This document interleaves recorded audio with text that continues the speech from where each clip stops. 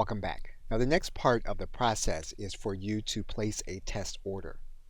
To do that, you'll need to go to your settings area. You'll then need to go to your payments area.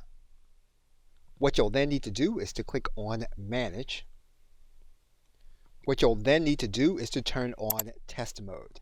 You'll then need to click Save, and you'll note here that it says that when test mode is on, all Shopify payment transactions are simulated. You'll get the update notification. You can then move on to start the test process. Now, in order to undertake test transactions within Shopify, you are going to need to have the Shopify test credit numbers. And you're going to see that here in the Shopify help area for test payments. Now, in order to have a test payment, we are going to need to have a product available.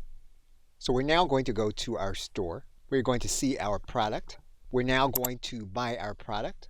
Now, in order to proceed past this point, you are going to need to choose a plan, and you are going to need to choose a payment method. Now, you'll notice here that when you make a payment, this payment won't be valid until your trial ends. So we're going to go ahead and click Choose Plan, and we're going to add a payment method. So now that we have started our plan, we're going to come back to our test product. We're now going to enter contact information, first and last name, and then we'll continue on to the payment. We'll then use our test credit card number. We'll then enter that number. We'll then write in the other identifying information. Once you do that, you can then click Pay Now. And your order will go through its process.